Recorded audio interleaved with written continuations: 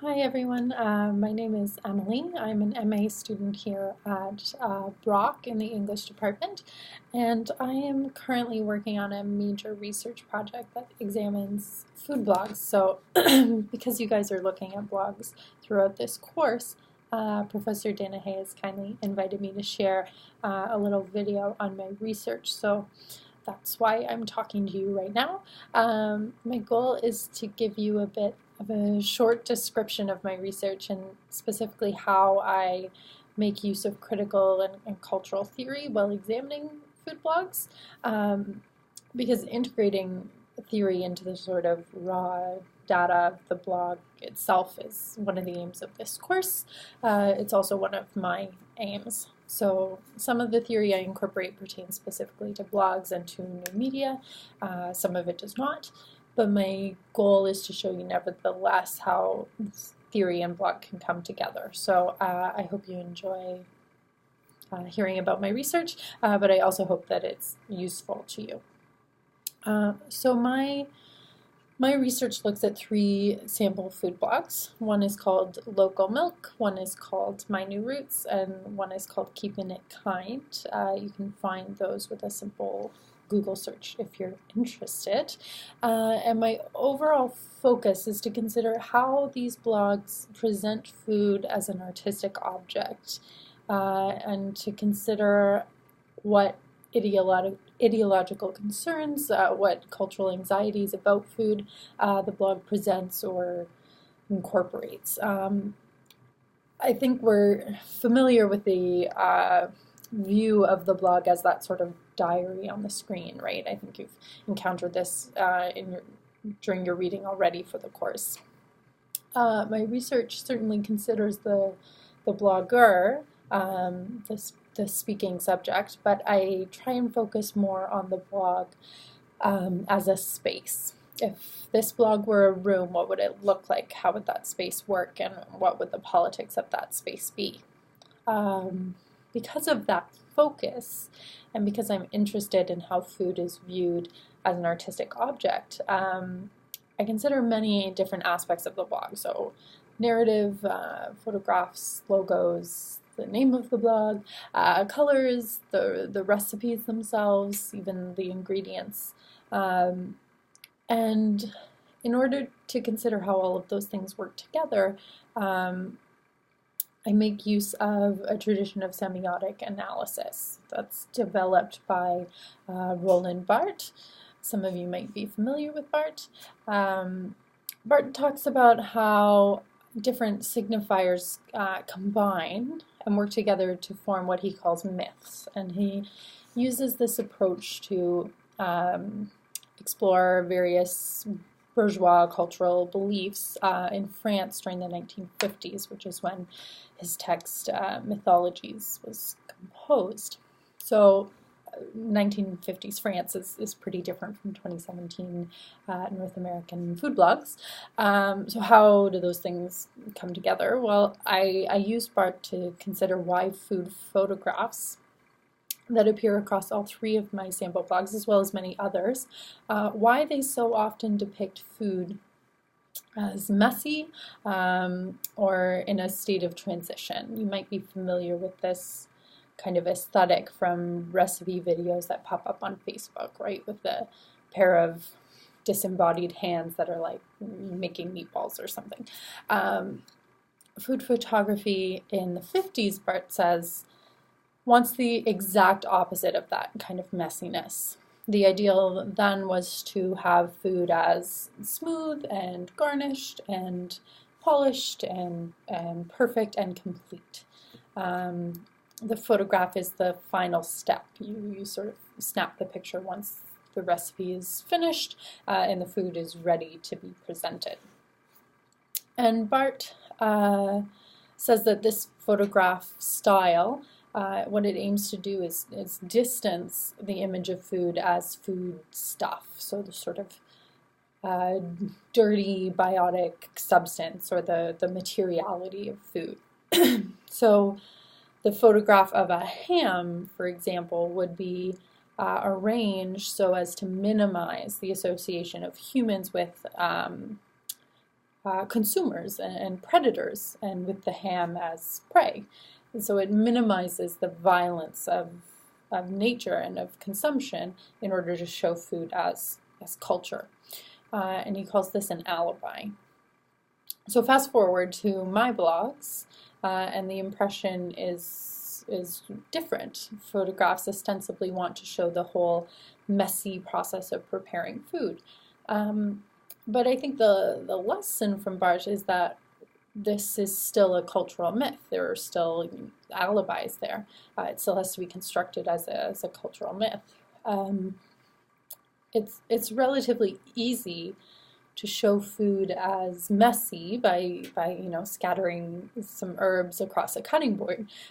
It's harder to show messiness as raw meat, or to show an animal being butchered, or to show the migrant workers harvesting your food. It's certainly not impossible to show those things, and I think food documentaries and various sort of food industry exposés show us that. But my point is that in this aesthetic of messiness, there are still alibis at work, and that's part of what Bart's framework allows me to investigate. Another key aspect of my work is the notion of authenticity. Again, this kind of carries over from that diary on the screen mentality. A theorist by the name of Theodor Adorno wrote a book called The Jargon of Authenticity, which is in many ways exactly what it sounds like. It's the language that allows things to take on a constructed authenticity. And one of the ways that I see this at work in food blogs specifically is through the notion of dietary labels, right? Like vegan, locavore, gluten-free. Those are just kind of the beginning. There's a plethora of terms out there. I recently read an article advocating for a new term, reducitarian, instead of vegetarian or even flexitarian, because then even people who eat meat could identify as a reducitarian if they tried to reduce their meat consumption for a variety of reasons. So there are a number of terms out there, and each have distinct connotations, they have distinct histories, they have distinct politics, but what they offer en masse is a sort of vocabulary list, a jargon for gastronomic authenticity. And the use of these terms sort of conjures up an impression of this sort of enlightened eating, a food philosophy that rejects the sort of mindless mechanics of the factory farm. And even rejecting labels altogether can function as a sort of signal of authenticity. One of my bloggers says that she hates labels. She doesn't want to be known by a title. She eats and posts recipes of predominantly plant-based food, but she says no labels. I just love good food. And food blog rhetoric often hinges on that term just. I just love good food. I'm just an average Joe who learned to make pastry at my grandmother's knee. But that term just does a lot of work. It suggests that the blogger has gone sort of back to basics, has kind of scraped away all of that inauthentic pomp and circumstance from the 1950s, for example, and has begun from the level of food, pure and simple. So what food blogs as a whole show is that there are infinite articulations of what that food, pure and simple, is or should be. I also think that the term just allows this sort of modest celebrity to take hold as well. One of my bloggers says something along the lines of, I'm no Rachel Ray, I'm no Paula Deen, I'm just this self-taught cook who loves life and loves good food. So in that kind of a statement, the blogger is emphasizing that she is unremarkable. She's just like everybody else. But at the same time, she's also the anchor of a community of followers, right? So it becomes this sort of casual leadership that can also be monetized by advertising content, but also by cookbooks. Many food blogs that generate widespread popularity online end up producing cookbooks that they then promote and sell on their blogs. And that idea of monetization or corporatization of food blogs leads me to a third sort of context for my research that I want to talk about, and that's Jodi Dean, who you read last week. And I was checking out the forum posts from last week, and many of you highlighted Dean's preference for the term blogapellago, which in addition to being harder to say, Dean prefers over blogosphere because it shows that blogs aren't some sort of homogenous entity, but that they're a very diverse genre. It can be difficult to move from one to the other. She says that the term blogosphere kind of tricks us into thinking that blogs form this cohesive community across the board. And I think that's a really interesting distinction, but I also think that, for me anyway, it needs a little bit of a caveat. For many individual blogs or groups of blogs, that sort of the sort of insulating connotations of a blogosphere are actually really important for how the blog functions. This is another opportunity to consider sort of precise diction of blog posts that use terms like guys and folks and everyone. Hi everyone, that kind of thing. Now, to a certain extent, that's what you do when you address a group, right? That's probably what I did at the start of this video. But it also signals membership. Phrases like, those of you who have been with me for a while know that blank. I don't normally like kiwis, but I think they work really well in this recipe. Those sorts of phrases can quickly signal who is in and who is out, and that's part of the politics of the space.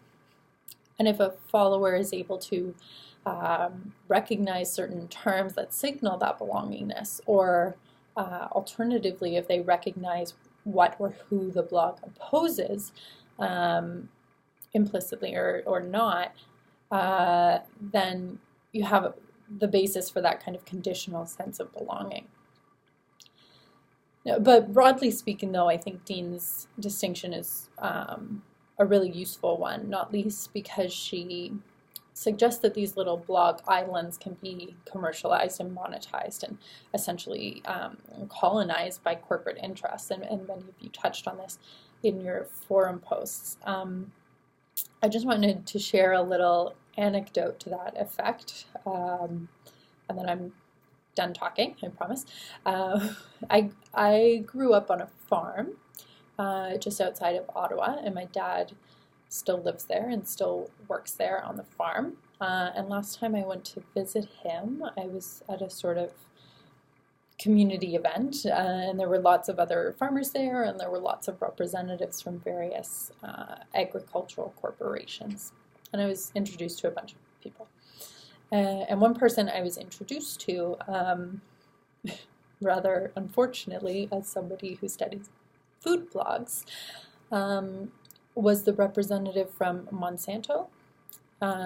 Now, there are a lot of differences across so-called foodie culture, but Monsanto is pretty much a villain across the board. It's pretty much big baddie number one. So I had to make a somewhat democratic response to being introduced to this guy. But when he found out that I study food blogs, he said, "Wow, that's really interesting. My business, Monsanto," and this is kind of when he smoothly produced a business card.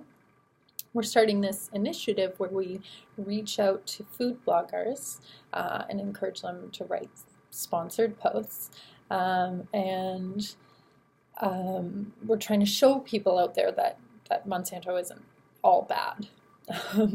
So, like I said, I kind of had to make a democratic response, and say that unfortunately I didn't think the blogs that I studied would really be interested in the partnership.